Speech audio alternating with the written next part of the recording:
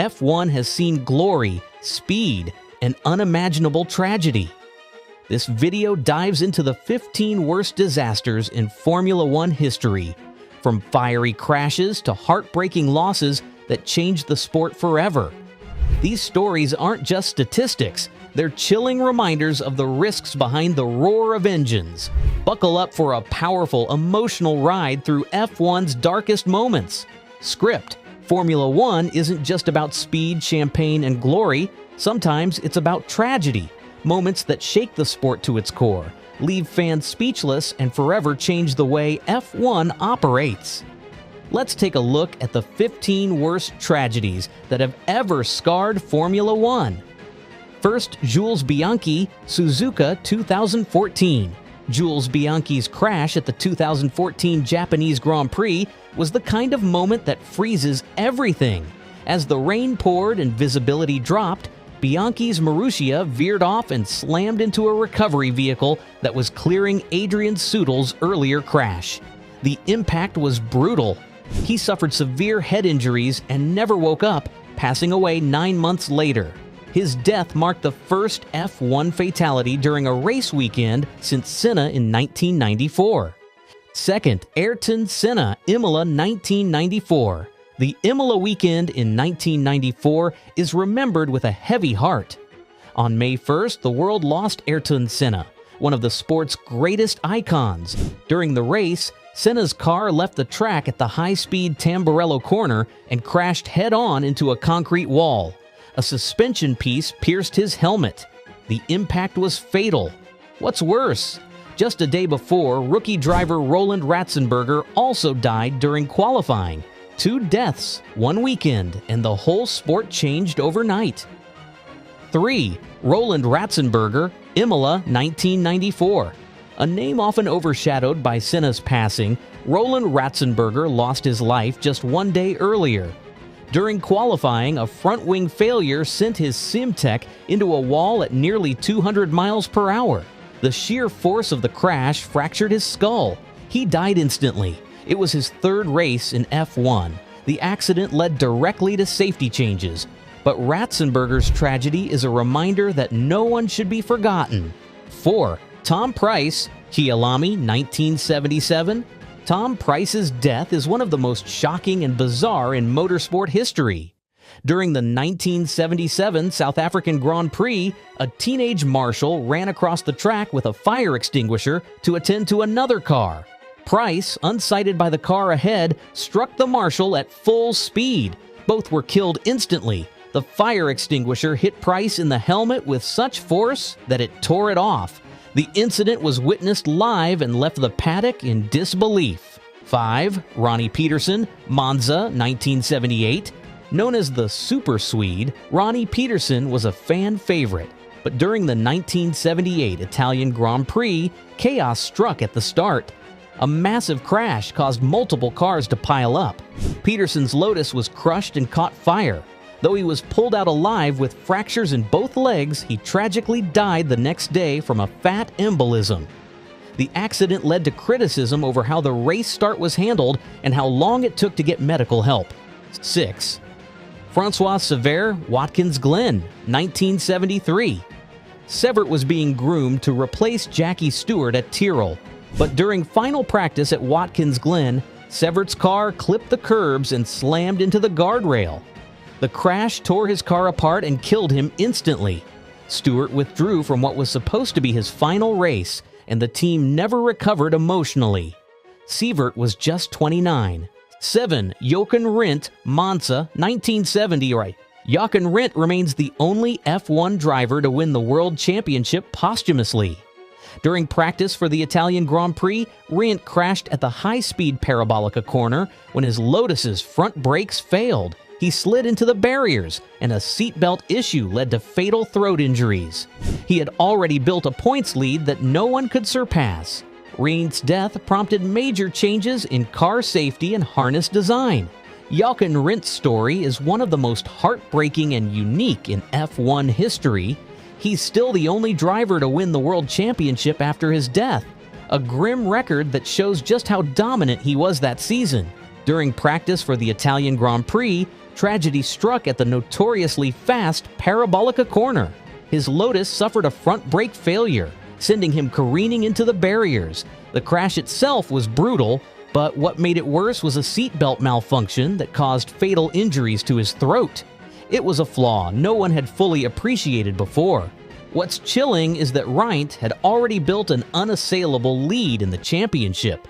So even though he never raced again, his points held strong, and he was crowned champion after the season ended. It was a victory tinged with sorrow, a reminder that motorsport's risks are always present, even for the very best. His death shook the racing community deeply, pushing engineers and teams to rethink safety, especially around harnesses and restraint systems. Before Rent's accident, seatbelts in racing were basic and often poorly designed, more about keeping drivers in place than protecting them from severe impact injuries. Afterward, there was a scramble to improve these systems, leading to stronger, more reliable harnesses that could better withstand high-impact crashes. The safety changes that followed wouldn't have happened without his tragic loss. Rent's legacy lives on beyond the championship title. He's a symbol of both brilliance and the harsh realities of racing. His accident reminded everyone that no matter how talented or fast a driver is, safety innovations can't be overlooked. It forced the sport to confront weaknesses and ultimately made F1 safer for generations to come. The name Yakenori Rent carries a mix of pride, sadness, and a hard-earned respect in the racing world, a champion whose story no one forgets. 8. Wolfgang Von Trips, Monza, 1961. The 1961 Italian Grand Prix was meant to be the thrilling finale to a fierce championship battle, but what unfolded was nothing short of a nightmare. Wolfgang Von Trips and Jim Clark were wheel-to-wheel when their cars collided, sending Von Trips's Ferrari soaring through the air, right into the crowd. The horror of that crash still echoes in F1 history. 15 fans lost their lives alongside Von Trips, and the entire paddock was left reeling. It wasn't just a tragic accident, it was a brutal wake-up call that motorsport could no longer ignore the safety of its spectators. Before this tragedy, crowd protection was often an afterthought. Spectators stood dangerously close to the track with minimal barriers. The Von Trips accident exposed just how vulnerable everyone really was, drivers, fans, and officials alike. It shattered the illusion that racing was only dangerous to those behind the wheel. Suddenly, it became clear that safety wasn't just about the cars anymore. The entire event had to be reimagined. The aftermath saw a massive shift in how circuits were designed. Fences were reinforced, runoff areas expanded, and crowd control became a priority. This disaster, as terrible as it was, forced F1 to take safety seriously in a way it never had before. For many, it was the moment when the sport truly understood that every life, on the track or in the stands, mattered. And it's why modern F1 fans enjoy races in stadium-like conditions, far safer than those chaotic days of the past. Von Trips' crash also served as a painful reminder of the fine-line drivers walk every time they race. The sheer speed and power packed into those cars mean that even a small mistake or unlucky moment can have devastating consequences. It pushed teams, officials, and governing bodies to invest heavily in safety tech, car design, and circuit regulations. 9. Ricardo Pleti, Montreal, 1982. In only his second F1 start, Ricardo Pleti's life was tragically cut short. At the Canadian Grand Prix, the lights went out and most of the grid roared off, except for Didier Pironi's stalled Ferrari on pole. Pleti, starting mid-pack, smashed into Pironi's car at full speed. He suffered chest injuries and was trapped in a burning car. Despite efforts to rescue him, he died shortly after. He was only 23. Pleti's accident was one of those moments that just shakes the whole racing world. Imagine being so young with so much ahead, and then everything changes in a split second. The start of a race is always chaotic, but this crash showed just how unforgiving it could be when things go wrong.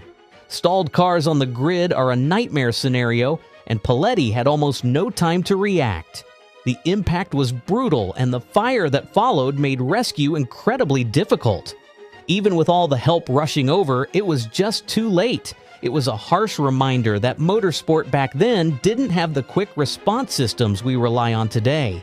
What's even more chilling is how drivers and fans had to watch helplessly as the rescue teams fought against the flames. It was a wake-up call that pushed safety crews and circuits to rethink how to handle stalled cars at the start. Today, there are strict rules about how to react to stalled vehicles on the grid, and the emergency teams are ready to jump into action immediately. But back then, it was a different story. Pleti's death cast a long shadow, especially for young drivers trying to make their mark. The sport lost a promising talent that day, and the whole community felt it deeply. It also highlighted how dangerous the start of a race could be. The moments when everything's compressed, adrenaline is pumping, and the margin for error is razor thin. Pleti's accident was a tragic lesson in why every detail from lights to car positioning needs to be flawless. And beyond that, it was a stark reminder of how far safety has come, and how it must always keep evolving. No one wants to see a driver lose their life in those first heart-pounding seconds. That's why Pleti's legacy isn't just about tragedy, it's about driving safety improvements that save lives to this day. 10. Mark Donohue, Austria, 1975. Mark Donohue, the American racing legend, had a relatively short F1 career. In practice for the Austrian Grand Prix, a tire failure sent his car crashing violently into the catch fencing. At first, he appeared unharmed and even brushed off concerns, only mentioning a headache. But just 2 days later, tragedy struck when he died from a brain hemorrhage. The crash also claimed the life of a track marshal, underscoring how dangerous the incident really was. The high-speed nature of the circuit meant that even minor failures could have catastrophic consequences. This accident sent shockwaves through the racing community, shining a harsh light on the inadequacies of track safety at the time. The catch fencing designed to protect spectators and marshals was called into question. Too fragile and poorly placed to stop high-speed crashes safely. Teams and organizers realized that protecting drivers wasn't enough. The safety of everyone around the track had to be prioritized. Donohue's death pushed officials to rethink circuit designs, especially in fast sections where tires and mechanical parts faced extreme stress. The incident was a grim reminder that even experienced drivers weren't immune to the cruel hand of fate. His passing became a catalyst for improvements in both car safety and track infrastructure. For years after, Donohue's name was remembered not just for his skill, but as a symbol of the sport's harsh realities. The accident highlighted the fragile balance between pushing the limits and ensuring safety, a lesson that remains vital today. Donohue's crash really showed everyone that just because a driver looks okay right after a crash doesn't mean they're out of danger. Sometimes injuries are hidden, and that's what happened here. It was a serious wake-up call. After this, safety crews got way better at checking drivers quickly and getting them to the hospital fast. It was a harsh lesson, but one that pushed F1 safety to a whole new level. In racing, every second counts, and Donohue's story made that crystal clear. 11. Patrick Depay, Hockenheim, 1980. Testing for Alfa Romeo at Hockenheim, Patrick Depay's suspension failed mid-corner. His car flipped and crashed violently. He didn't survive. The accident wasn't caught on camera, but it served as a reminder of how critical car durability is, especially at test sessions where risks are often underestimated. There were no cheers, no replays, just the chilling news that spread through the paddock like wildfire. Depay was known for his daring spirit and love for adrenaline, but even he couldn't outrun a mechanical failure. Hockenheim's high-speed corners demanded perfection, and that day the car simply couldn't deliver. Engineers across the grid were shaken. If it could happen to Depay, it could happen to anyone. His death became a wake-up call that even off-camera motorsport never stops being dangerous. Teams began pushing harder on durability, not just speed. Testing procedures were reviewed with a stronger focus on reliability. The tragedy exposed how vulnerable drivers were, even when out of the public eye. Depay's passing also deepened the bond among drivers who knew any session could turn fatal. His fearless reputation made the loss even harder to accept, The motorsport world mourned a competitor who chased limits both on and off the track. Safety engineers revisited suspension designs, material strength, and testing protocols in response. Depay's death became a somber reminder that technology and human skill must always be balanced with caution. The incident pushed F1 further down the path of continuous safety innovation. His legacy is felt every time a car's components are scrutinized before hitting the track. 12th, Elio Dangelus Paul Ricard, 1986.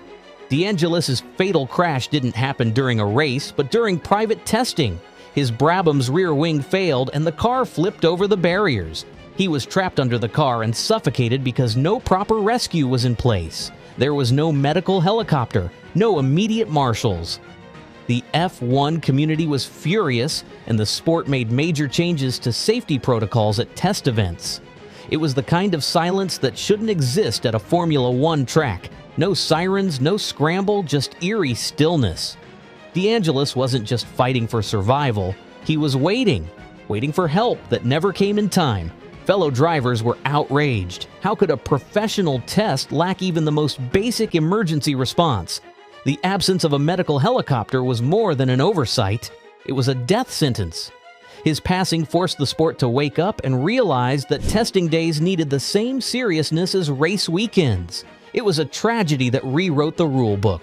The shock sent ripples through the paddock, with drivers demanding better safety measures.